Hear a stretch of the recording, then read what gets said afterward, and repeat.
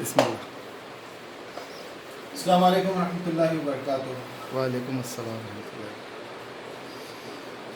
بھائی بہت سارے لوگ یہ سوال کر رہے ہیں مجھ سے، اس سے پہلے بھی کئی سوالات آ چکے ہیں کہ طریقت، معرفت، شریعت اور حقیقت کا تھوڑا سا ایکسپلینیشن کر دیجئے، کیونکہ جیسا کہ آپ جانتے ہیں ہم بھی الحمدللہ طریقت کو ماننے والے لوگوں میں سے ہیں۔ الحمدللہ اللہ کے فضل و کرم سے اللہ تعالیٰ نے ہمارے مرشدین، ہمارے بڑوں کو ایسی راہ راست دکھائی کہ انہوں نے بھی ہم کو صحیح راہ دکھائی۔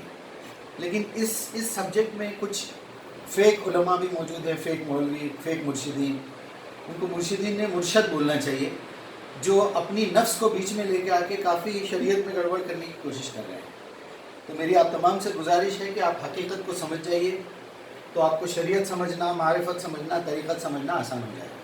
اور حقیقت سمجھنے کے لیے قرآن کا سمجھنا بہت ضروری ہے۔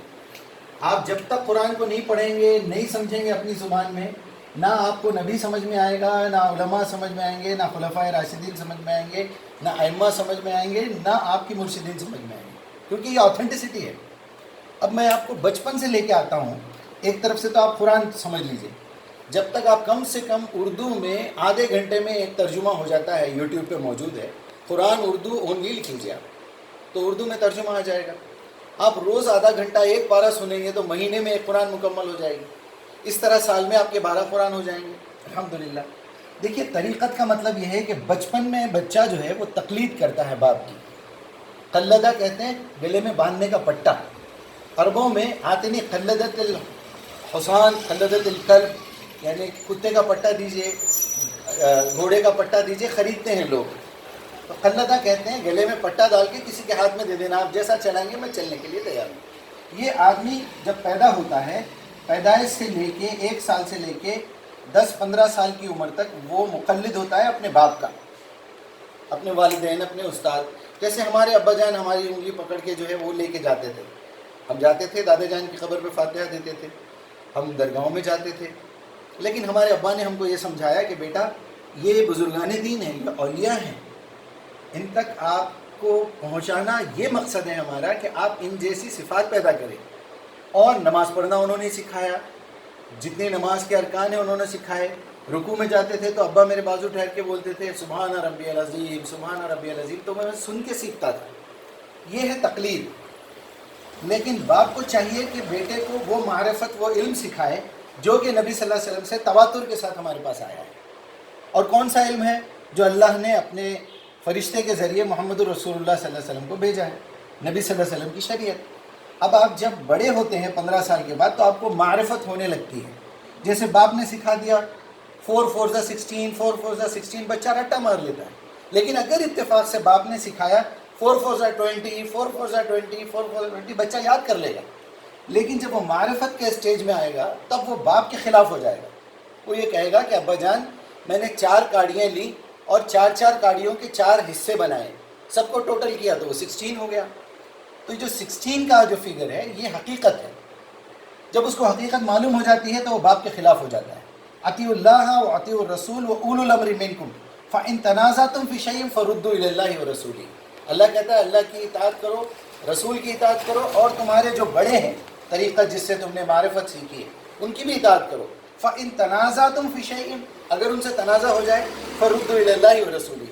الحمدللہ جب ہم نے قرآن پڑھی تو سمجھ میں آ گیا کہ شریعت بالکل قرآن کے مطابق ہے جو ہم کو سکھائی گئی۔ پھر اس کے بعد جو معرفت ہم کو سکھائی گئی، ہمارے مرشدین جو ہمارے اولو الامر تھے وہ بھی صحیح تھے، انہوں نے کبھی ہمارے ہاتھ پہ اپنے آپ کو بیعت نہیں کروائی۔ بیعت اصل میں محمد رسول اللہ کی ہو سکتی ہے، آپ اپنے آپ کو بیچ رہے ہیں، اس کا آتھرائزڈ جو پرسن ہے وہ محمد رسول اللہ ہے۔ پھر ہم بڑوں کی تقلید کرتے رہے، تو اگر ہمارے بڑے 4 4 16 سکھائے ہیں تو وہ بالکل صحیح ہے معرفت، وہ پورا تواتر ہے، فقہ ہے، علم شریعت ہے۔ اور یہ جو ہے شریعت پوری حدیث ہے، پوری سنت ہے نبی صلی اللہ علیہ وسلم، اور یہ حقیقت ہے جو قرآن ہے، اصل دین ہے۔ ان الدین عند اللہ الاسلام۔ تو میں آپ تمام سے بتاؤں گا کہ اگر آپ کو طریقت سمجھنا ہے، معرفت پہ جانا ہے، شریعت پہ جانا ہے، تو آپ حقیقت کی تعلیم پہلے شروع کرنا پڑے گا، اور آپ کے استاد، آپ کے ٹیچر، آپ کے اولو الامر جو بھی ہیں بڑے، آپ کو اسی سے تعلیم دینا شروع کرنا چاہیے۔ ورنہ آپ ایک بہت غلط راستے پہ ہیں، اللہ تعالیٰ آپ کو محفوظ رکھے. یہ بالکل ایسا ہی ہے کہ ایک میتھمیٹکس کا ٹیچر آتا ہے، آپ کو سب سے پہلے 0 سے 9 تک لکھنا سکھاتا ہے، پھر اس کے بعد ٹیبل سکھاتا ہے. یہ ہے اصل تعلیم کا طریقہ. اگر وہ اپنے بارے میں تعارف دینے لگے، اپنے بزرگوں کے بارے میں تعارف دینے لگے تو وہ چور ہے، بٹے باز ہے. سمجھ جائیے، آپ کے مرشد کا کام پہلے یہ ہے، مرشد کا، کہ وہ پہلے قرآن سکھائے اپنے بندوں کو. نماز سے بھی پہلے قرآن سکھائے، اس کو یہ بتائے آمنت باللہ و ملائکتی و کتبی و رسولی، وہ تمام چیزیں 6 ارکان اسلام ایمان کے اور 6 ارکان اسلام کے سکھائے. اس کے بعد معاملہ شروع کرے.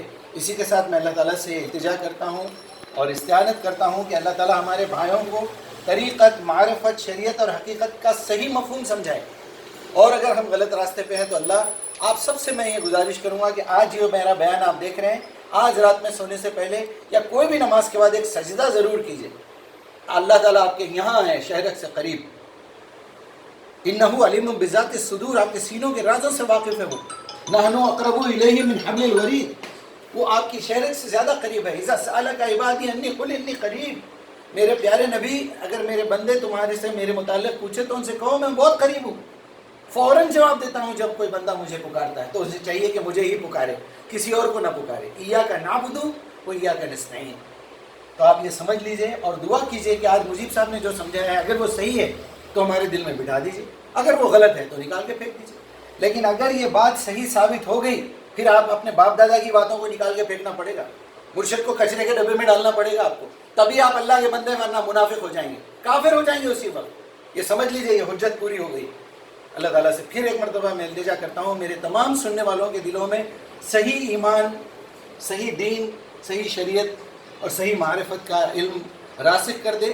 جو غلطیاں ہم سے ہو رہی ہیں اللہ اسے معاف بھی کرے اور اس کی جگہ پہ کوئی اچھی چیز کو بٹھا دے. السلام علیکم ورحمۃ اللہ وبرکاتہ.